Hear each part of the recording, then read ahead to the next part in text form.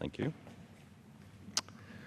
Well, candidate Trump talked a lot about the need to invest $1 trillion in our crumbling infrastructure, and President Trump on Inauguration Day referenced again the need to invest in our infrastructure.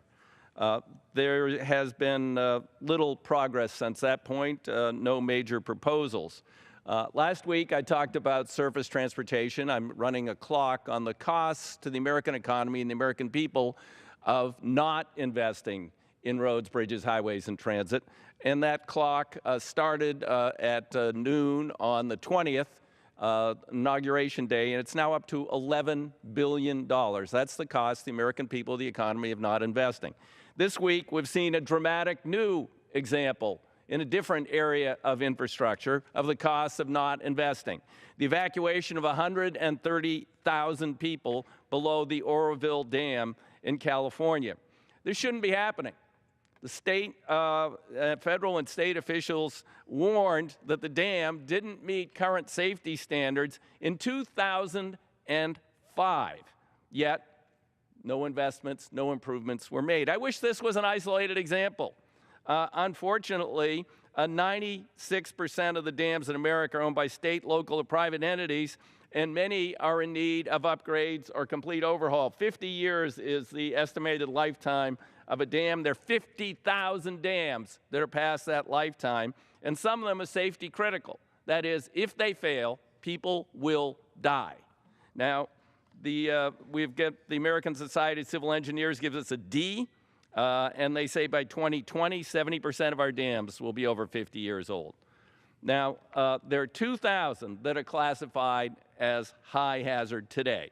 Those whose failure, by definition, or misoperation will probably cause loss of human life. We need about $53 billion to repair these dams. That's a lot of money. But when you think of what's a life worth, when you think of the costs of the damage that's caused when these dams fail, most everybody downstream has federal flood insurance. So instead of the federal government partnering and working with communities and states to improve these dams and prevent a disaster, until last year, the only program we had was one to mitigate after the disaster.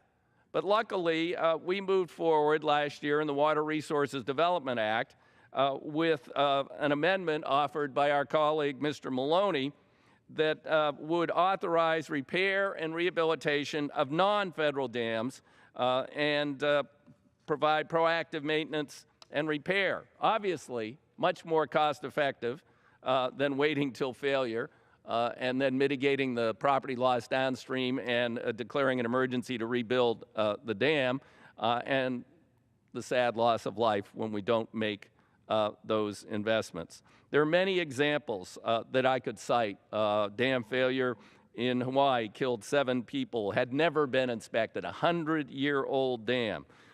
This will mark the 35th anniversary in 2 weeks of the Buffalo Creek Dam failure. West Virginia killed 125 people, 1,100 were severely injured, 4,000 people homeless. The dam had received safety violations, but there was no follow-up.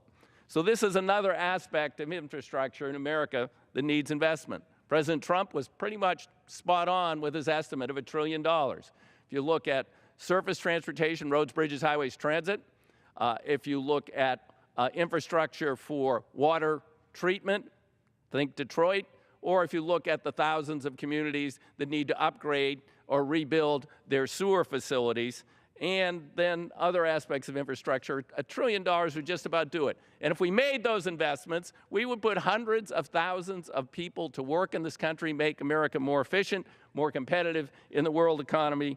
But many of my Republican colleagues on the other side of the aisle think that we shouldn't be making these investments publicly. They classify any kind of spending as deficit, even if it's in capital investment that will last for 100 years or a capital investment that will save lives and mitigate losses through the Federal Emergency Management Agency and the flood insurance program. It's penny wise and pound foolish not to make these investments. We can and should. We need to move forward and rebuild our country. With that, I yield back the balance of our time.